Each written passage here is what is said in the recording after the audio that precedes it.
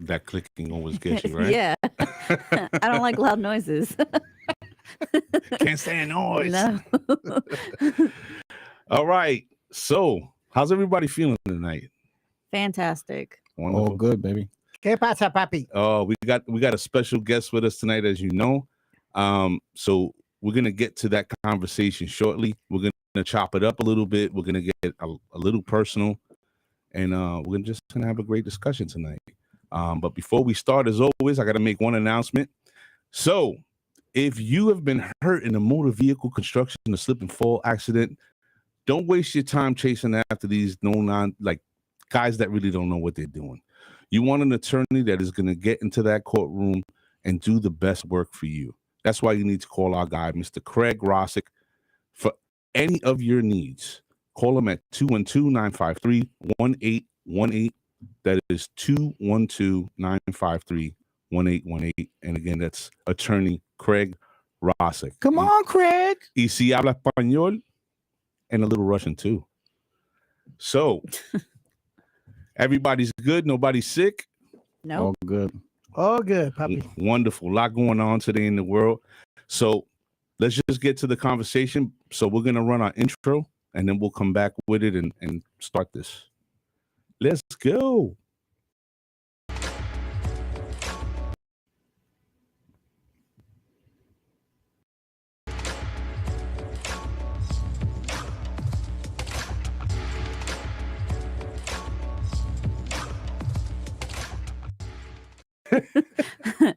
Is it still playing? I don't Yeah, know. We're back. All righty. Welcome back. Hope you Yes. didn't miss us. Good evening, everybody. Welcome to the show. I'm your host, Mr. A, Celi Sazon in the building. B. Chanel. and this is the set 6145. Tonight, we're going to chop it up with a very special guest, legendary radio personality, hometown hero. That's what I call him. And all-around good guy, Mr. Noel Speedy Mercado. Huepa, ¿qué pasa? Yeah, you know that signature voice right there. This gentleman has had a legendary career in radio, and he's just an all-around great guy. He's done a lot of great work with all of the people that pretty much we follow in the hip-hop world, in the Latin world as well, from Hot 97 to Mega. I mean, this guy's done it all. KTU. KTU. Yeah, there you go. Talk it up. ESPN Deportes. God, it's been 36 years of doing this game. Wow. 36 years? Yeah. Wow. This guy's telling on himself. How old are you again? I'm 54. Wow. You don't look Legend. a day over 55.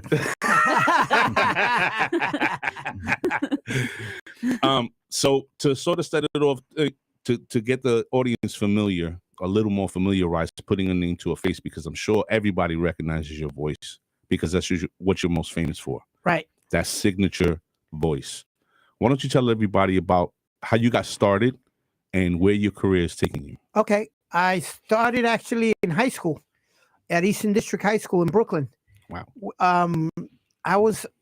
It's gonna hard to believe. I was real shy, and I was being picked on my ninth grade. When I was a freshman, I was bullied, and I'll be the first one to admit it, but it made me stronger. Wow. Instead of working on hurting me, it made me. So I got this teacher, Mr. Rothman, and said, listen, dude, use your voice and use whatever you to your advantage. Right. You know, so I started doing the morning announcements. Please report to class 305. The lunch we'll be serving today will be meatloaf and stuff like that. And I started interviewing the basketball players and the baseball players and all that. And, you know, it started from there. Then I ended up going to Kingsborough Community College in Brooklyn. Shout out to Kingsborough. B91. The rhythm of this city is your boy, Dr. Doom. Well, That was your name, Dr. Doom? yeah. Because Sally, when they tell you you're going on and you don't have no idea what you're gonna do, the first I kid you not, I was reading a comic book and it was Dr. Doom and Spider-Man. I was like, okay, Dr. Doom it is. Oh, wow. Let's go. So I did there. Then I ended up interning at Radio Heat. Wow, that sounds familiar. That was before SKQ, before I think it was 1480 on the AM dial. It was 1480 because there wasn't a Spanish yet in on FM. FM dial. No, So I ended up working with I don't know if you remember Polito Vega. Of course. With Polito Vega, Hilda Legend. Miros, and a bunch of other Latin personalities. From there, I end up getting a job at the original Hot 103. Wow. Throwing out T-shirts and driving the vans and all that type of promo guy. And for some reason or another, Broadway Bill Lee, who just got inducted into the Radio Hall of Fame, took a liking to me. And he says, "You're a funny dude. You know, you remind me of Costello." I was like, great compliment. yeah, but so he told the program director, let him do, I don't want nobody else doing my call-ins from the street. I want Noel to do it, was my real name. So then I would screw them up and he'd be like, "I don't care. That sounds funny. Let him be." And it started developing from there. And then I ended up going to KTU. Well, I ended up working with Angie Martinez because me and Angie Martinez used to throw out T-shirts together in the vans. Mm. We used to drive the vans and, So this is before she becomes a personality. Yeah. Oh, wow. Yeah. Then Angie does overnights. Mhm. Angie does overnights. I stay still doing the shirt throwing and all that. Then they hire another PD and they were looking for a producer for her. And they were like, "Speedy, you want to take a shot at it?" And I was like, "Yeah, sure. Did I have an idea what the hell I was doing? No. No. But I was just like, it's either now or never. Mhm. Right. I'm blessed. Everybody has to go to Arkansas and do the pig review, and Yeah. it will be raining today and all that. I ended up in the #1 market, Yes. New York City. Mm-hmm. And I got blessed, and then I ended up being her producer. That's where I start, booking all the artists like Biggie, Jay-Z, Tribe Called Quest, Das Effects. I start working with all these artists, Wu-Tang. I'll never forget the first hip hop record before when it was dance music, when it turned into hip hop, was Protect Your Neck Oof. by Wu-Tang. By Wu-Tang. Yeah. Was one of the first records I remember played on Hot 97 as a hip hop record. Wow. Wow. I ended up working with Glenn Fisher, also one of the Legend. legend. Him and Flex. Glenn leaves, and Flex comes in. Right. I ended up working with guys like Red Alert, Mr. Magic. I'll tell you a story with Mr. Magic. I panicked. How so? First time meeting him? Yeah, because of the fact that I used to listen to Mr. Magic's. Yeah, we grew up on that. Yeah, so here he comes, shakes my hand, and I'm like, Rap attack. Rap attack. You just called a rap attack. yeah, I'm like, he's like, "Yeah, Mr. Magic, I'm working with you today," and I'm like, all I did was, He's I'll like, never "Who's the forget. disabled guy?" I'll never forget. I pulled out my KISS card. Remember the old KISS cards? Yeah. I was like, "I got a KISS card," and he's looking at me like, "Yeah, Speedy, let's get to work." And the same thing happened with Bobby Condors. Oh, wow. Salute. I ended up working with Bobby Condors also. So he walks into, we're doing a club. The first time they book him, he's doing a club with me. Mhm. I'm looking for an Afro-American person. You know what I mean? Yeah, he walks in high yellow. Blanky. Right, with dreads. With and, dreads, yeah. and Well, go on, man. yeah, no. He's Looking like Willie One Blood. So before I even let him talk or anything, I'm like, yo, my man, get out. I'm waiting for Bobby Condors to get in. And he's like, I'm like, yo, dude, man, I'm trying to produce a show here. He's like, "No, I'm Bobby Condors." I was like, Excusez-moi. yeah, because here's this guy with dreads. Discúlpame. Yeah, with like a Scully Mm-hmm. and a bag full of 45s. Because in those days, that's what they had for the reggae records, were 45s. Subplates. Yeah, I was like, oh, okay, put my foot in my mouth. So it's been Won't be the last time that happens. You know what? I've made a career putting my foot in my mouth. How's that? There you go. But it's gotten you here. Yeah, but I've been blessed to 36 years of still doing this. Wow. Wow. And like everybody asks me why. Not the money, it's the pat. I love it. You know what I'm saying? Right. There's nothing I would do else. They've asked me to do like acting. And I'm like, nope, I'm a radio guy. They say if you're able to work your passion, whatever you're It's not passionate work. about, it's not work. It's funny you say that because I've told everybody this. The day it becomes a job is the day I take off my headphones and say, I'm done. I'm done. That's crazy. You're blessed, truly. Yeah. Not a lot of people get that opportunity. At all. You know, Or find that. I've been able to travel the world, seen stuff, worked with J-Lo, Christina Aguilera, God, you name it, I've basically worked with them, done a show with them. Who's your favorite person you've ever worked with?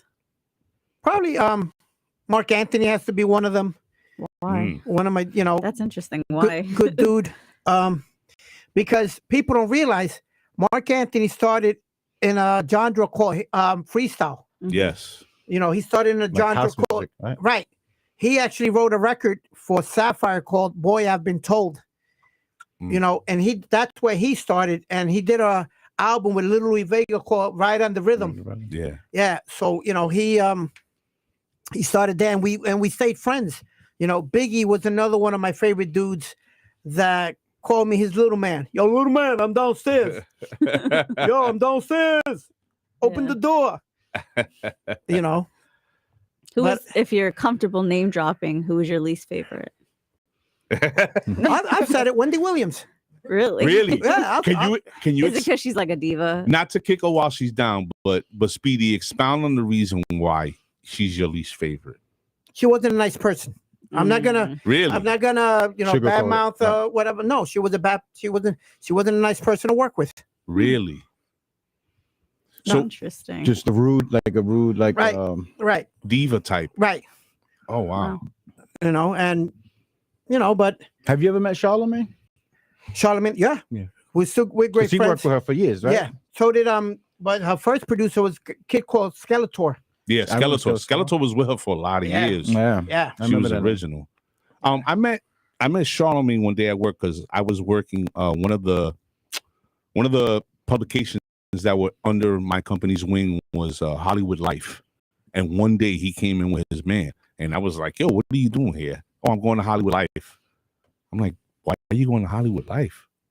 They paying? Like that's why you're here?" Because Hollywood Life is more like gossipy, Right. I didn't understand the fit. TMZ kind of before Right, TMZ. exactly. But in that moment, when I saw him in the elevator, super regular. It wasn't no funny shit. I was like, "Yo, keep doing what you're doing." He was like, "Yo, thank you." Gave me his hand, shook his hand like, "Yo, what up?" Because he was going like he wanted to kill somebody. So I was just like, "Yo, what up?" Brought him upstairs, bring him to the staff, and that was it. But he was very regular. We were talking about this off the air, that people portray something Yeah. that sometimes you're not. People don't realize this is a character. This ain't the person you are. You don't go home to this. No, this is a persona. there's the Speedy, then there's Noel. You know what I mean? Do I gotta act it up when I'm Speedy? Of course, because that's what people pay in the That's what club pays the bills. and whatever. So, but a lot of these artists, sort of like Flex, is one of the most genuine dudes I'll ever work with. Oh yeah, boom banging. When he's on the air, off the air, low voice, really cool guy. Down to earth. Same thing with Red Alert. Right. Red Alert was another one. Everybody. When he was off the air, totally different person. I can't. I've lost my admiration for Funk Flex, so I won't really speak on him. You know what? But let's keep this real. Yeah. When hip hop was hip hop, if he didn't play your record, you wasn't nobody. I'm sorry to say you wasn't if he didn't play your record, you wasn't going nowhere. You could and I tell you, on a Friday night when the studios were at 1372 Broadway in Manhattan, you could see Dre, you could see Eminem, you could see all these guys waiting for him downstairs to give him in those days was the best. Oh, I'm gonna say envelope. Don't talk about payola. Payola, yeah. Yes. Well, in front of me, he never did it. Well, I'm gonna be honest. I'm sure a lot of them did it behind the scenes. Yeah. Test press. Here's your test press. Flex, can you play this or whatever? And it was the same thing when me and Angie did the Battle of the Beats. Everybody, they would send us 20, 30, 40 records a week. Yeah. To pick out who would battle Right. on the Battle of the Beats. It's crazy, man, to think about that, because Speedy's speaking about a time of a change in hip hop, a change of guard, because he's saying if Flex didn't play your record, you got no burn. Right. But I could remember a time that if Red Alert didn't play your record, Right. or if Marley Marl didn't play your record with Mr. Magic, nobody cared. Shout out to Marley Marl and shout out to Red Alert, two guys that see me, still give me a hug. Red still calls me Little Speedy, and I call him Uncle Red. But that's when, to me, when hip hop was hip hop. When you had the Marley Marls, you had at one point, Hot 97 had an all-star lineup of just artists doing radio. You had P Rock and CeeLo Smooth. That's right. This Sunday's Miss Jones first started. I was the board out for Miss Jones when she first started. Then you had Ed Lover and Dr. Dre. Star and Buck Wild too? Or no. Oh no. They had work Nah. with Miss No, Jones. right. Then you had, who else was on a Sunday? You had the Furious Five were on a Sunday. At one point we had Stretch and Babito that were on. You had like everybody was an artist. Dougie Fresh did a show. Everybody was doing shows at that time. It's crazy to think about that, because I think those are the most prominent times of radio for being a creative, but being a musician, a hip hop artist, right?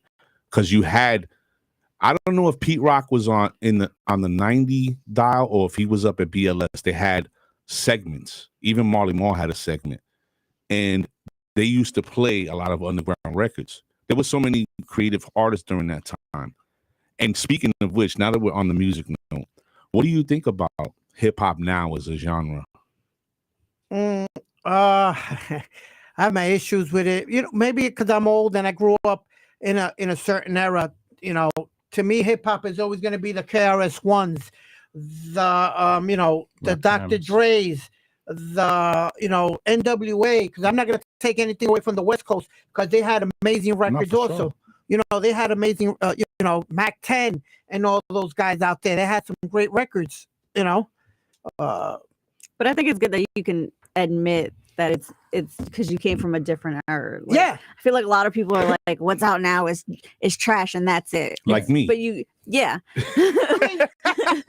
listen, I came from a different era. But that's good. Right, because I would go to a club and see a Supernatural battle a KRS-One live on stage. Yeah. You go to the Latin quarters and hear these two guys going at it, lip for lip. You know what I mean? Wait, that sounds... Do you think... lyric for lyric. So with today's music, do you think there's anybody who does deserve the hype that they get? Because there are a lot of people who... What I don't get, and maybe, is this underground hip hop with I shot you this, I did that. I just think that's a little carried away, and I think it's bringing unnecessary drama to the music. It's all about the clout now. But the 90s and stuff was a lot of gang violence that we grew up on. That was violent hip hop also. Which ones? NWA. NWA. Yeah, but it wasn't out. It wasn't as they I feel like it was a little more lyrically smooth. No, what they did was stand for certain things. They weren't telling you to go out there. You're talking about Public Enemy, NWA, and all these guys. They weren't telling you, strap on the gun and do this and that. You know what I mean? I mean, Biggie had songs that way too. No, Yeah. No, 100%. Sure. Yeah. Right, and listen, Nas but again, kicking the door. right, But Nas was a message, right? Is the gun or whatever? He's a message behind it. That's what you're saying. right. The creativity behind hip hop was in a different vein. It was in a different space. Right now, like when I say I don't like the music of now, hip hop, is because the creativity, to me, in my humble opinion, is something that anybody can do.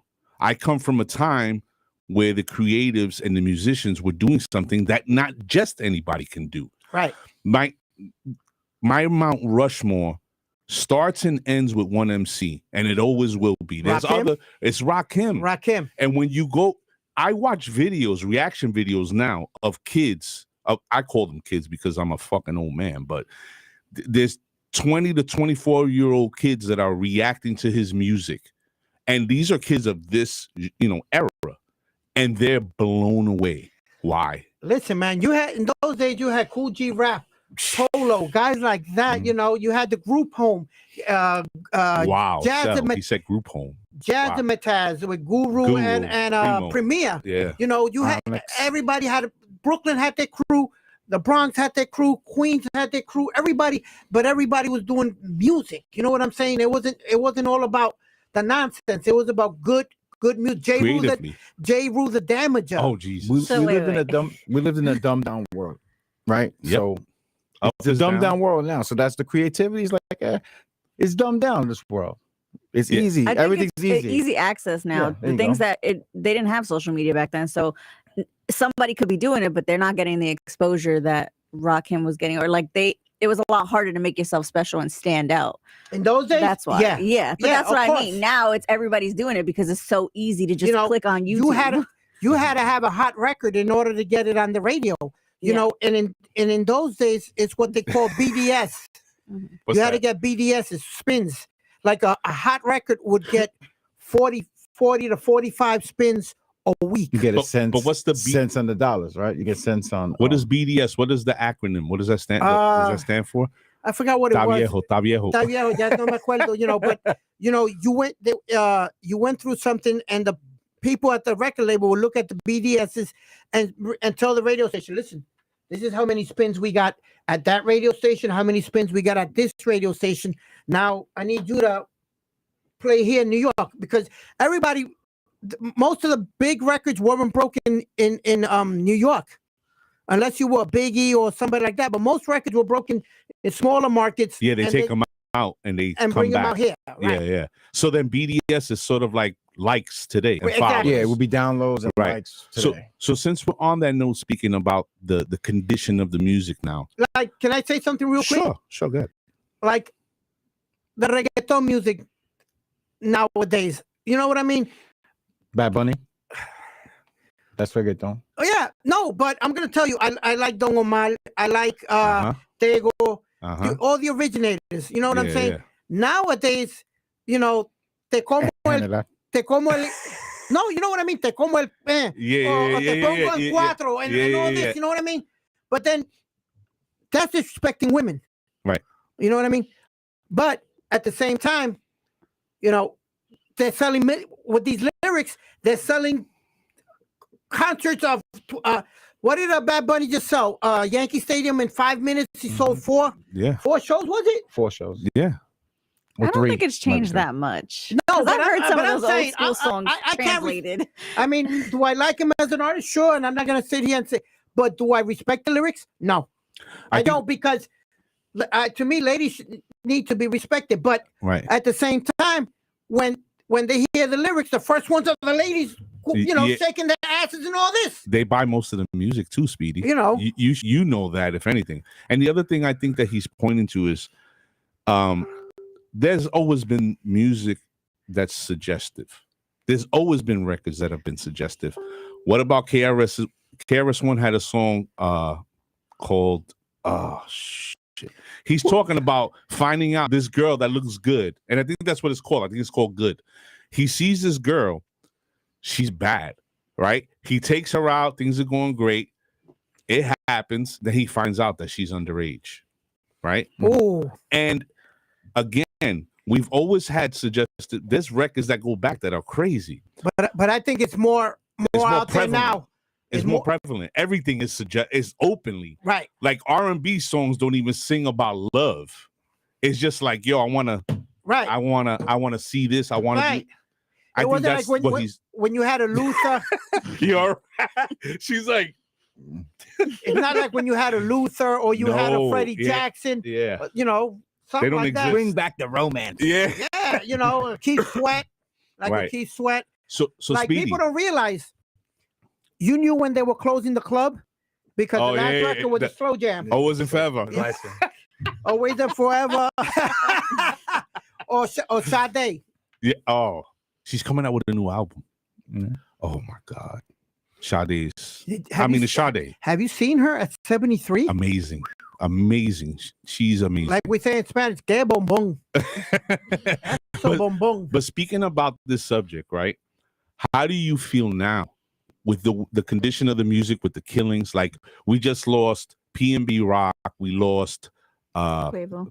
Quavo. No, not Quavo. It's Takeoff. Sorry. Takeoff from the Migos, right? Do you feel like the condition of the music is sort of steering the culture in that direction, like on a constant basis? I just think the portrayal of certain artists brings the nonsense to them. You know what I'm saying? Like the throwing of the persona money, that you were saying the throwing earlier. of the money, you know, or wearing 20,000 chains on and all that. You know, I think it attacks that negativity of people. You know what I'm saying? Instead of being positive, Sorry. instead of being positive about it, it brings, you know. Well, I think when you're making that money that you have all those chains, you shouldn't be in certain areas either anymore. You're right. There's a certain, well, yes and no. Yes and no, Celi, Stop because banging the fucking table. huh? Stop banging the fucking Oh, table. It rings through the mic. Oh, That's it's a habit already. You put you like fucking Hannibal Lecter in here. No. Size of the land. It's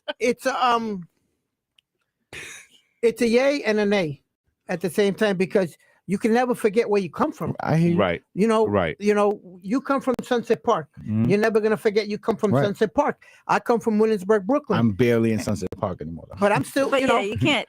I think you should still put into your community, because there is a rapper, I don't remember which one, but he puts the money into his community so that it still thrives. Right. That doesn't mean he should go walking through it. That's not Yeah. realistic. At the end of the Yeah. day, you're still gonna have haters no matter what. It's absolutely. you know what? I just, you know, if you're in your hood, you should feel secure in your hood. If You it know was what the I'm saying? same Like- hood. You Like, should. listen, when As I it's always been. worked in LA, I worked with the Baker Boys and I worked with Big Boy in Los Angeles. I went to see Cypress Hill, where they lived at, and I was just like, oh hell no. Right. Where am I? You know what I'm saying? It's where you are. If you know there's certain areas in Williamsburg you can't go to, don't go to them. But there's certain areas you can go in the Bronx or anywhere. You know, that's why I say I'm certified everywhere. no, but you know what I mean. So No, I know you. it's the same thing in But Puerto you Rico. shouldn't be able. Like in in Puerto Puerto Rico, you can't Rico- go like Pedala certain places. You can't. No, you can go, but don't go with the attitude fronteando, like we say in Spanish, fronteando con 20 cadenas and all this, because you bringing the problem to The yourself. wolves are out. The Yeah, wolves are you out. know, you could go to anywhere and estar tranquilito, comprarte una cerveza, shut up and sit down and drink your beer, and you're good. You know, and if Yeah. somebody's around, you buy them a beer and you're good. But if you're gonna walk in automatically calling attention because you got all of this on you or whatever, then you're looking for problems. I love how Speedy's here with us, and he's engaging the audience. What you people don't see is that we have about 3 live audience members here, and he's making his point and looking at them like, right. But I think that's I'm sorry. I think that's a great point. I think people portray a certain personality today, and then they go to places that ultimately you really shouldn't go to. The way, you know, we should have the right to go everywhere, but if there's That's not realistic, though. right, but if there's 100 people on this corner that haven't eaten in a month, why am I going to walk past them with my compra? I mean, that's essentially what, you know, how we're looking at this. You know, it's you know what it is. You create an ego. I'm gonna be honest. Yeah. Once you become a certain person or a certain personality, your ego, if you let your ego get the best of you, it's gonna get you into problems, because you're gonna, you know, excuse the expression, grab your crotch. Oh, I'm so and so. They can't touch me. I'm so and so. You know what I'm saying? I Yeah. could go wherever I want. You know what I mean? I'm on the radio. I'm this and that. It don't work like that. It don't. There's always somebody that could get you. That's one. So And it's usually the person closest to you.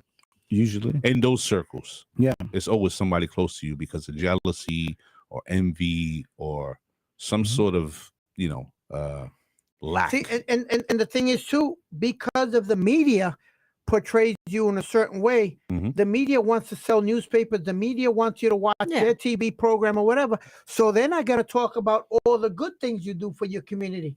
You know what I mean? They always want to talk about the propaganda or whatever. So they, they can have a headline. Oh, I'm gonna talk about this. I'm gonna talk about that. But they're not gonna talk about he went to a hospital and stayed with a kid because the kid was his fan. And signed and did this and this and that. Right. Who owns the media? That doesn't get views. I don't want you to get Kyrie Irving on. Hey, listen, speaking of which, well, I was going to ask that. Yeah, go ahead. Go ahead, Miss Chanel. Go ahead. What were you going to say? Now I forgot it. Kyrie. So no, I can't. Kanye? I totally lost it. Sorry. Kanye? What you talking about? Speaking Kanye of the media, Kyrie. speaking of the media and wanting to sell, right? Right now, there's a situation or a situation that happened over the last week with Kyrie Irving being a player of the Brooklyn Nets, right? So he posted a link on his Twitter. I believe it was Twitter, right? Yes. He posted a link on his Twitter. I think he retweeted it. He retweeted it. Right. He said a few words. I don't think anything. I don't think he said anything. I think he just reposted it. No, I think there was something said. I think he said like, you guys should see this, something to that effect. I didn't get to read the tweet because by the time I went to look for it, I couldn't find it. I don't know if it was. I think it's still up. I may just be old and I couldn't find it. Point being, everybody is attacking him and claiming that he's anti-Semitic. Right now, I don't know if we have any Jewish members in the audience, and I don't want to offend anybody that's watching the show. But ultimately, and I've had this discussion with another older OG of ours, Mr. Joe Estrella. It's not wrong for the person who has it on their platform to sell that and make money off of it, but it is wrong because of Kyrie's contractual agreements with the Nets for him to repost and voice any sort of opinion. But you know what the problem is? We're censoring ourselves. Mm-hmm. We are censoring ourselves. It's gotten so bad where a comedian can make a joke. Listen, this is his job, to be a comedian, to make people laugh. It's not being offensive or nothing like that, but it's his job. But automatically he says one joke, and the world wants to crucify him. Nowadays, as cancel culture.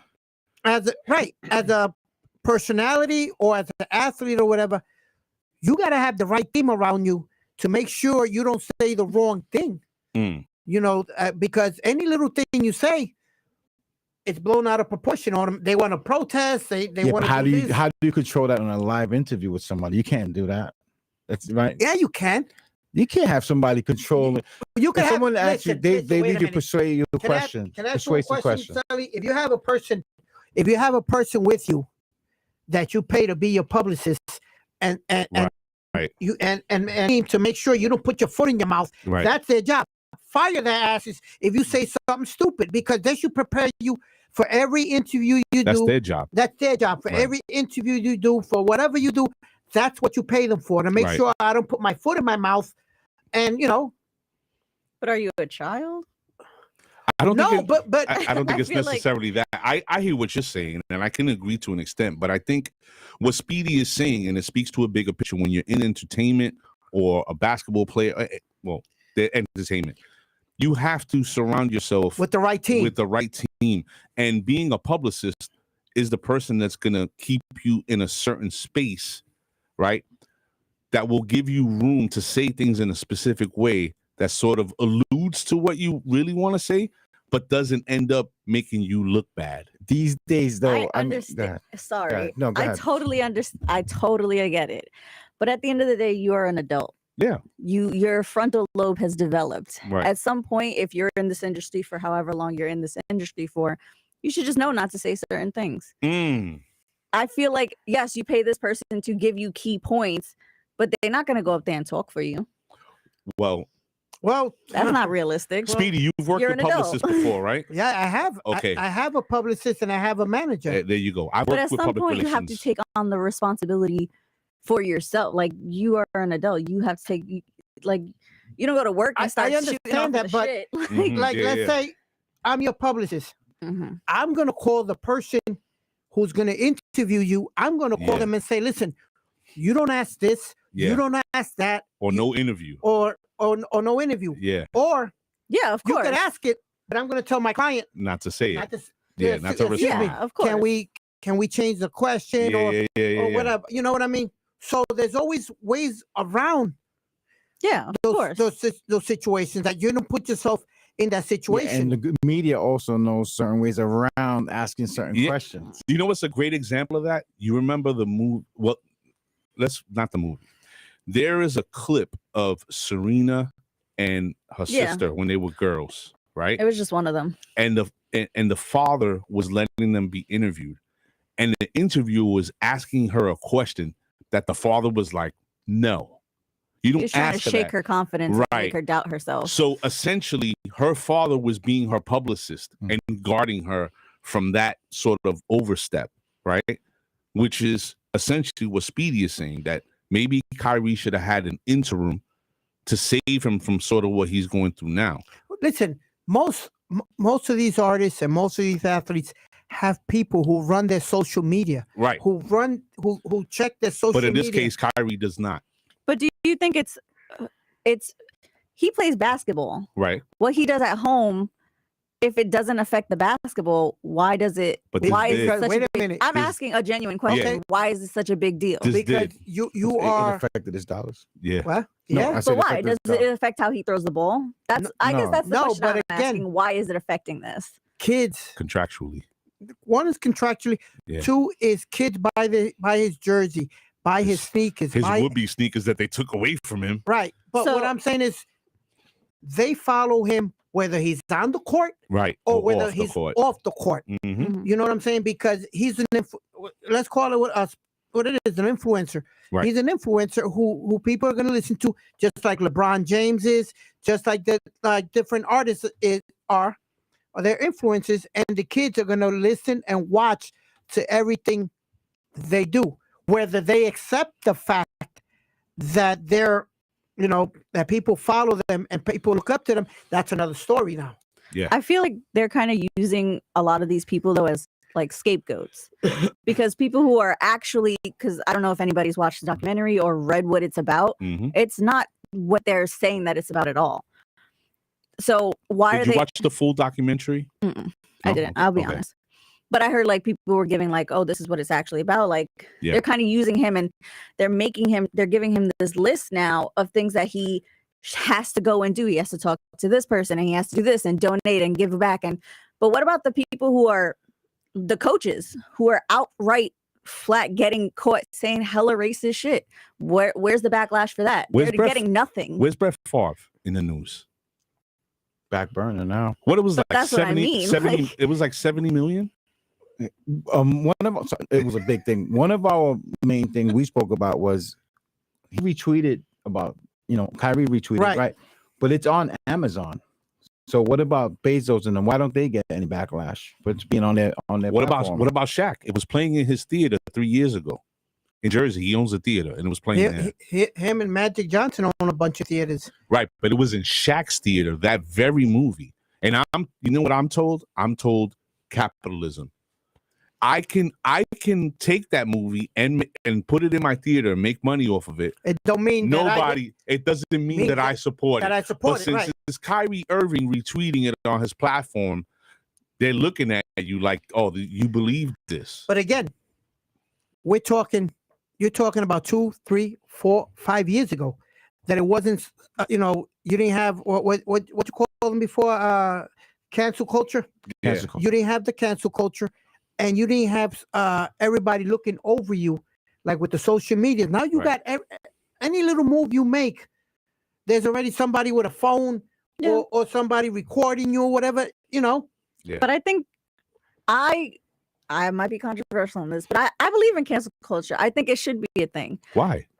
because things like R. Kelly would have been done with way long ago. I think cancel culture is, to the extent, is a little crazy how people can just cancel people over anything. And I know it's like a very thin line that people can walk. I was about to say that because of the fact that what does a Christmas song have to do with anything that you want to turn around and say, oh, we can't play this, that they canceled it on the radio because of one little word that was in it? It's cold outside, that song? Yeah, I think so. We're getting a little ridiculous now. Now, like I said before, a comedian makes a joke. Oh, wait a minute. Let's protest. Sorry. Hey. That keeps happening when I'm trying to respond to people in the room. Hey, I'm sorry to cut you off, Speed. I'm sorry that technical little thing happened there. But salute to everybody in the room. Samuel Graham, Dom G, Jose Morales, Ephraim, both Ephraims. I'm glad everybody's here tonight. I'm sorry. What's Continue. going on, everybody? What's going on? Hope they're not waiting for me downstairs to hartarme No, bofetada. no, not at all. Okay. I think that, see, here's the problem, right? Cancel culture came way too late. Yeah. And I'll say this too. Who's making the rules for cancel culture? Because nowadays, any little thing can get you X'd.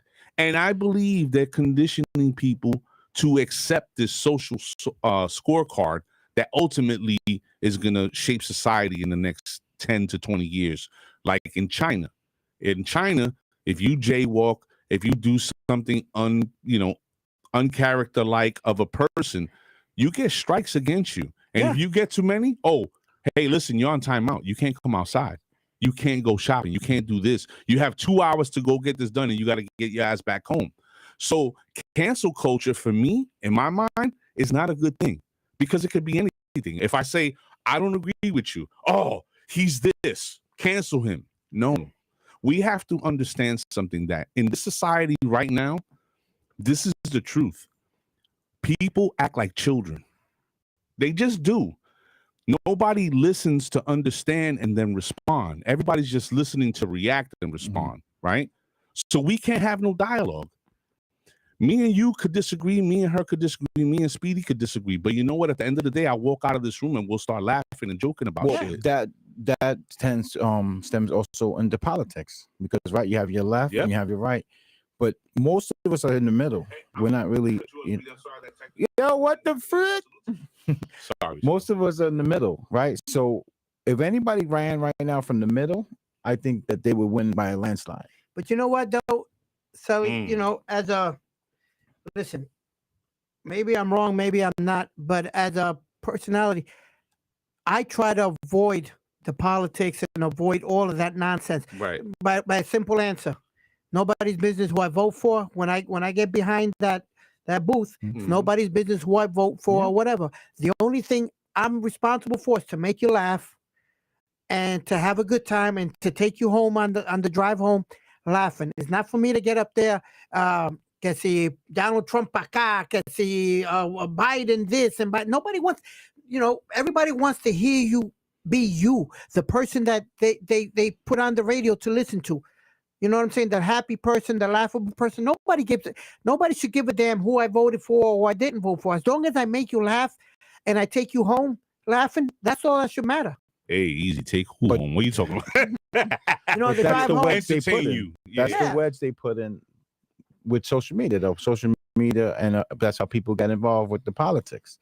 You never talk politics, religion, and all that stuff before, but social media, that's where it started. Listen, in the old days, you had the Catholics, you had the evangelicals, and you had the hallelujah here, there, and all that. And nobody, excuse the expression, gave a damn. They respected your religion. Witnesses. Atalaya. Hold on a second. Watchtower. I want to know from Ms. B. Chanel, her perspective, because she's younger than us. She's really in the midst of this generation right now. What do you think about all that? Like, how do you reason or rationalize cancel culture and what's going on today? I feel like it's like with everything, there's good and there's bad that's going to come from it. You can't avoid one without the other. Do I agree with cancel culture? Yes, I do. Do I dabble in social media? I really like social media. It really helps me connect with the world and helps me find people who have the same views as I do. So something, just because it was different back then, you didn't have all these things, you didn't have all this access to all this information and people who thought like you. So I think, there's bad in it because you can get your pedophiles and you can also get the bad with the good, but I think it's done a lot more good than it has bad. Do you think and I don't mean to cut you off, but do you think there's a danger in not challenging yourself? And what I mean by that is finding like-minded people is great, but in order for growth to happen, you have to challenge yourself, right? So to get to a greater understanding, I like to talk to people that don't agree with me. Yeah. And I know people think it's a confrontational thing or you just like to argue. No, I want to know how this person's mind works. I want to know what their understanding is and where they get it from, right? I feel like the growth comes from when you can tell somebody, I don't want to talk about this anymore. It's now affecting a bunch of stuff instead of just this conversation. But then that just ends it. There is no growth. I don't want to talk about this no more. I feel like you're thinking the growth is going to come from, I agree with you, or I see from your perspective. I'm not going to. No, that's okay. The growth comes from, this is where the growth comes from. Celi and I have often argued as young men. Speedy, I'm sure you've experienced this yourself, probably as a New York Knicks fan, right? Yeah. When we were growing up, I was an ardent Chicago fan. And Celi naturally was a diehard Knicks fan. Yeah. And he always used to just get on, yo, you just like it because of Jordan and, you know, the typical arguments, right? But at the end of the day, this guy's a hater. At the end of the day, we would still go out and play wiffle ball. We would still play football together. Because everybody respected each other's opinion. Right. That's the whole thing. Like, I'm gonna give an example of cancel culture not being able to survive our era. A show like Sanford and Son, Good Times, Chico and the Man. Those shows, you know what? They would have been canceled after the first episode. Yep. They would not give them a shot. Yep. But then at the same time, it showed us different cultures. It dealt with certain problems in life in those days, right, like with alcoholism and all these different things.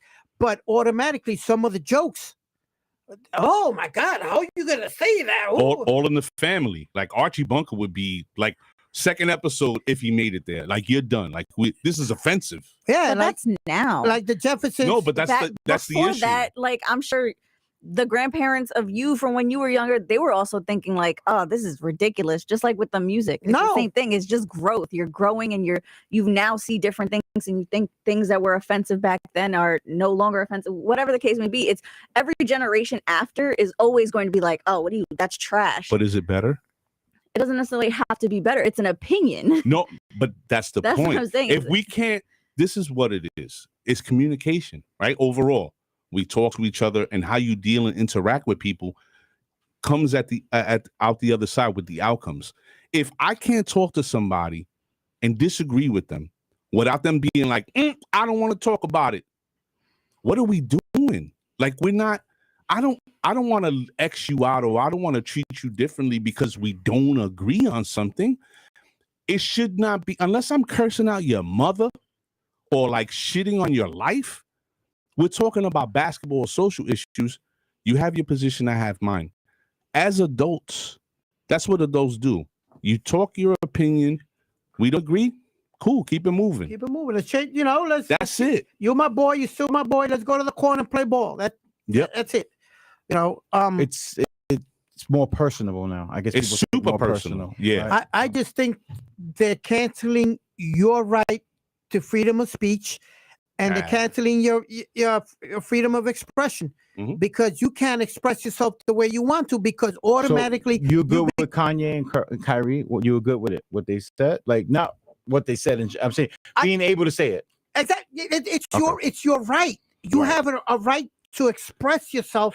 The Constitution says right of freedom of speech and freedom of expression. That's taken. Now, but there's consequences to your actions. No, but I mean, but again, if you don't like it, turn the page and keep it moving. Don't make such a show out of it, and include everybody. You know what I mean? Now you're including everybody.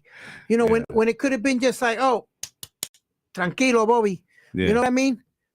It's crazy to me to think about this conversation right now because the reality is, before the understanding was, I don't like what you're saying, but I will stand for you to be able to say those things. We have to have dialogue. And I think that's part of the problem. And nobody wants to really deal with that because now it's, you don't agree, I'm done with you, you're canceled. And that doesn't move the needle. What you do, this self-censorship and you're sculpting and shaping the way people talk and changing the language, ultimately, where's that going to lead society in 10 years? You think it's going to be a better place now that you've basically like whipped people? Well, what is the she's end younger. result then, though? That's my question. Like, I'm telling you, I don't agree with you. What do you think is the ideal end of the conversation? What does it sound like? The end of the conversation is when we both express how we feel and we don't agree and we go, all right, cool. We just don't agree. So, Ms. Breeze, how many of those conversations have you had? Lots. Where they were like, chill. We don't agree. That's fine. Well, of people with this mindset today, none. Okay, what about from your like hundreds? I'd be like, yo, so we good. Ms. Breeze younger, right? Right. So you speak to the younger generation. They're more like non-confrontational, right? I'm not saying you in general. Not saying you in general. I'm saying most younger kids, right? Right. They're more like laid back. My kids, I see them, they're like, they don't want to hear it. Right. Leave me alone. I'm here. Right. Maybe maybe in 10 years, that's what they're gonna want. Leave me alone. That's not a good thing. I feel like the world is on fire, so who cares? Like, why are we going to keep talking about not this conversation right here? I'm saying there's so many other bigger problems, climate change, Roe v. Wade. These are things I feel like let's have a conversation about. But if you are shutting down, like, if you're actively against those things, then I feel like, yeah, then that's the problem. And I am going to fight tooth and nail for it. That's my opinion. And then to be chill about wait shit, a minute. like, yeah, you're gonna break up a friendship with a friend of yours because you feel a certain way about Wade and yes, you know, you you're don't gonna break think that I should be I can make the decisions for my own body, then we no. But I understand that totally. But let's say you've been friends with somebody over 30 years. It doesn't mean that our friendship can't last because I don't share the same. The same feelings with you. Why do you have to say, I don't want to talk to you anymore? Why can't you just say, okay, I respect your opinion. We good. Let's change, Let's move on. Why would you want to break a friendship? Totally agree. But what about when that person is not respecting that? Then at a certain point, you're going to be like, all right, nah. Right?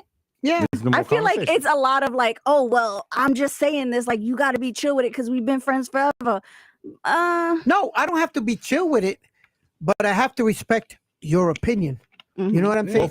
Both ways. But you got to be able to get to the place where you hear each other's opinion and it's hashed out. It's like she just said, what about, I'm not going to respect anybody that doesn't respect my right to my bodily autonomy. But you know what the flip side of that is? Men got to stay quiet. We have zero choice. Is that right? You can leave. That's the thing. Leave? No. What he's saying is that they don't have a choice of saying, keep it or not keep it. Exactly. That's what he's saying. Exactly. You're basically saying it's my body. Yeah. And I'm the only one that worked. Exactly. That did the work for this. And it's both of us should make that majority decision. Of the work. But no, how? What? Lonzo's like, yeah, how? Moving on. No. I brought that up for a specific reason because in this moment of me saying what I said, in line with what you said, is where that creates that moment you're like, well, I'm not talking. This is done with. Because the reality is when you look at abortion, has nothing to do with us. We have zero say. And you know what? I don't respect the fact that women don't speak up about that. I don't respect the fact that women just say, well, it doesn't matter because it's me. I'm the only one that got to be pregnant. Yeah, but flip it both ways. My feelings don't count. Yeah, no, they don't. Absolutely, they do not. It's like my feelings don't count. Nope. It's like what you're saying is I don't have a decision in this. It's automatically my body, and I do whatever the hell I want to do, and the hell with your feelings. Right. Now, can you speak to that? Yeah, to the hell with your feelings. My bad. At the end of the day, I'm stuck with it for 9 months, and you get to go. You get to leave. But that's not what's happening here. No, but we're not even talking about that. It's not a case-to-case basis. No, we're not talking about that. It's no matter what. What he's trying to say is that it should be a decision that both of you make, not only you make it. That's the point So he's trying to if make. the woman wants to have an abortion and the man doesn't, is that what you're saying? Yeah. I understand what's being said, and I'm Right. giving you what I'm saying. To hell with I dudes. don't agree with that. As a woman, at the end of the day, you get to leave. You don't have to stay. You don't have to stay with this baby for 9 months. I do. I'm the one who has to now figure it out. But I have to go through that emotional labor too. But You wait a get to minute, you leave. made it by You yourself. gave me a little piece. You gave me a little made it- piece. you made it. You didn't make it by yourself. But you gave me a little piece. I will give you your props. You gave me a little piece. and this is where we split the road, because the reality is I respect the woman's choice. So do That's I. what you want to do. It's your body. You have the right. Está bien. But at the same time, do you see how dismissive people can be about their opinion? You can talk. We can have a conversation about it. I'm not shutting down your conversation. No, I'm not saying that you What are. I'm saying is, in general, at the end of the day, it still is my decision, because I'm the one who has to go through the trauma of the abortion. I'm the one who has to Wait a decide minute. to carry it. Hold on. Whoa. Then he doesn't have any feelings of the trauma of the abortion. Wait a minute. None. He doesn't feel that he lost a human being that he created with you. Mhm. He None. doesn't have his heart don't count. Nope. You know what I'm saying? His feelings don't count. Basically, it's what you're saying. When it comes to my body, no. The thing. Sorry. No. No. The thing is, Sally, Because once You again, see? you can just You leave. see where we went? You can just leave. no, but again, it takes two to tango. of course. It's not you by yourself. So my feelings are involved, and my Uh-huh. feelings need to be heard and expressed just the same way yours are. And I agree, because I've been in certain situations before. But the last call is the woman's call.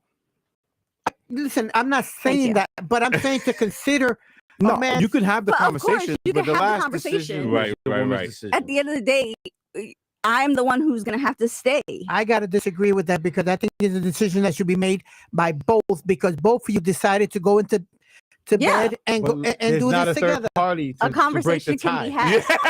There's Yeah. not a third party to break the tie yet. sweetie. A conversation It's can one and be one. had. Nobody is saying that you don't get a right to have a conversation. By all means, let's talk about it. But at the end of the day, ultimately, the woman is I going to make do. the decision. And for me, I think that this is something that's lost in that whole conversation. And it demonstrates a lot, because not every man that gets a woman pregnant is hitting the door and leaving her hanging. No. And not every man that gets a woman pregnant is staying. It's Right? funny. No, it's funny you say that, because me and Sally were talking about that on the way here, about being stereotyped Mm. by by my culture, or like you just said, every man's getting judged for one idiot that decided to leave the person. Now automatically we get stereotyped as deadbeats and Mhm. everything. Yep. And it's the same thing that happens. It's like Like- the cops. We were talking about the cops. Right. Good cops, bad cops. There's all good cops, bad cops. There's times where I've been to a restaurant. I've been to a restaurant, and they treat me a certain way because other people have acted in different ways. Right. So automatically they say, "Oh, he's another Puerto Rican or You're whatever." getting pigeonholed for what they did. Right. Right. Yeah. And that's what happens with Guys certain- running out on the bill. Dinah Dash. Those late night diner nights. you know, Kellogg's. Kellogg's. That was good for a fight at midnight. Oh, after the midnight. club? Yeah, that was good for fight. Is that the spot Kellogg's. in Willie? Yeah, right Yeah. up the highway. Yeah. That was good Wow. for a good fight. In the days. Wow. But you know what? The What French fries with the mozzarella, the gravy, the brown gravy. What do they call those? the disco fries. Yeah, There you disco go. fries. Fat people know about that Yeah, shit. you know. Disco fries. I used to go to the diner over here in Bay Ridge. Americana. Americana. Americana. Oh my That was god. good for a fight there too. Oh, every now and again, yes. Yeah. For real. And That's a show we should have about the old clubs and the old.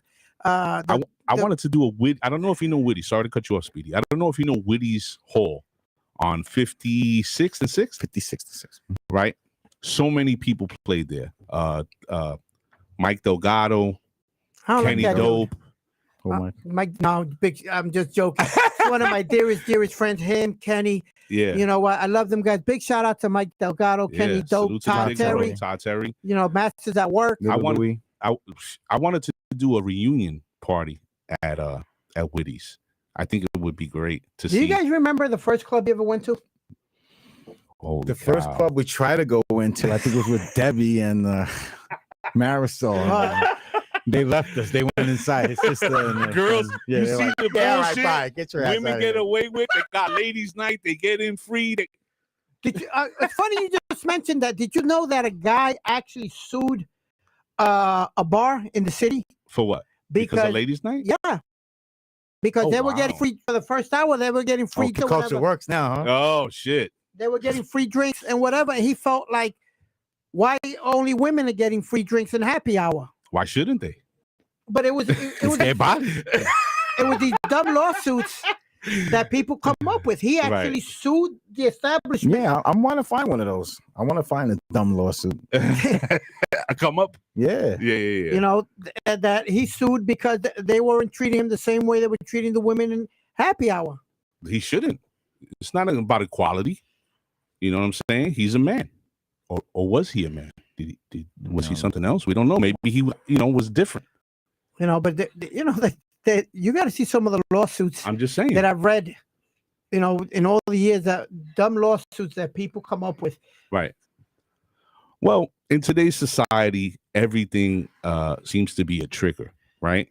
But at the end of the day, what we've always tried to demonstrate on this show is that disagreements do not drive people apart.